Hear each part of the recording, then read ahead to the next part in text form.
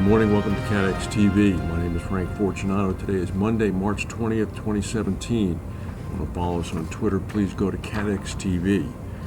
In the Northern Hemisphere, spring began about 2 hours ago. The government of the United Kingdom says that it will trigger Article 50, which is the signal to the European Union that a 2-year time period is going to begin, after which Britain either has to be out of the EU or the European Union itself can begin to devise its own terms. 9 months after the Brexit vote at the end of June, the British government is finally ready to leave.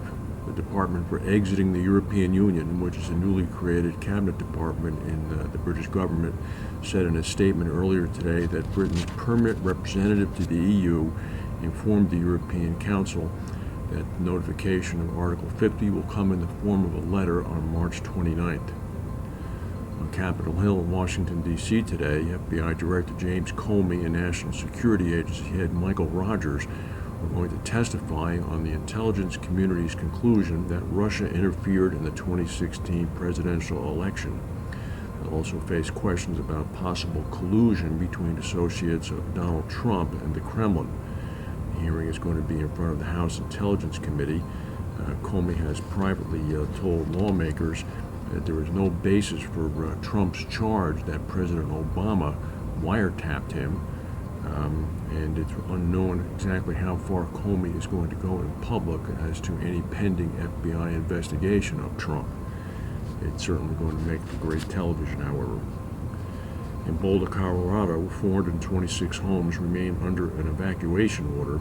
This is down from about 1,000 homes that were evacuated early yesterday morning after a 62-acre wildfire sprang up. At the time, the citizen who noticed the flames called it in at about 1:40 a.m. Sunday morning.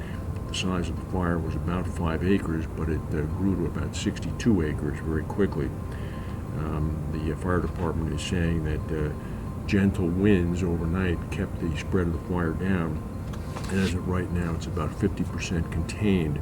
The evacuation order is going to be reevaluated first thing Monday morning. No structures have yet been damaged.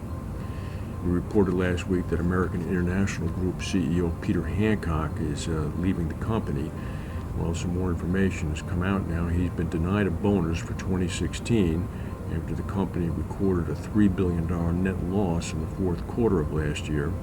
However, he is going to receive a cash payment of $5 million through the transition period, in addition to his normal compensation for 2017.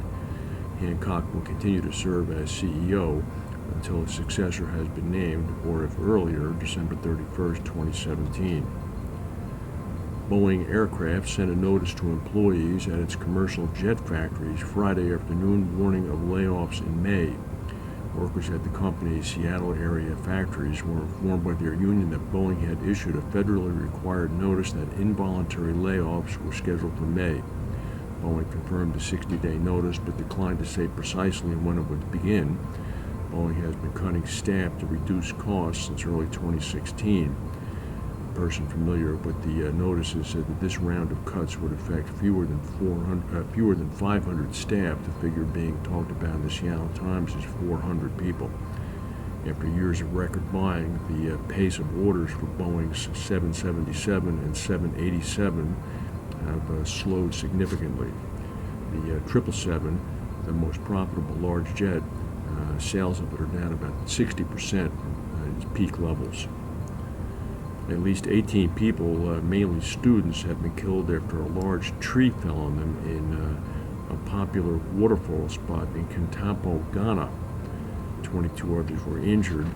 Apparently the area is a triple-step waterfall. It's also a big tourist attraction. It's thought as of this moment that the people who were killed are students from a local Methodist high school.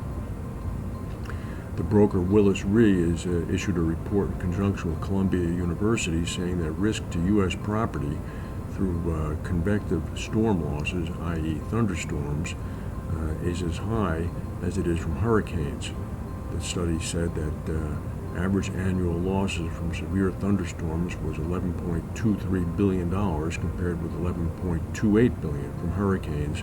This is from the period 2003 to 2015. This means that for the past 10 years, thunderstorms were the largest annual aggregated risk peril to the U.S. insurance industry. The report also found that the frequency of severe convective storm events is higher following La Nina and lower following El Nino. Make sure you get those straight. Also on Capitol Hill today, Trump's nominee for Supreme Court, Neil Gorsuch, is set to begin his first day of testimony. There's a lot to watch. That's the news for today. If we have any breaking news, we'll come back and tell you. Thank you for watching, and we'll see you tomorrow.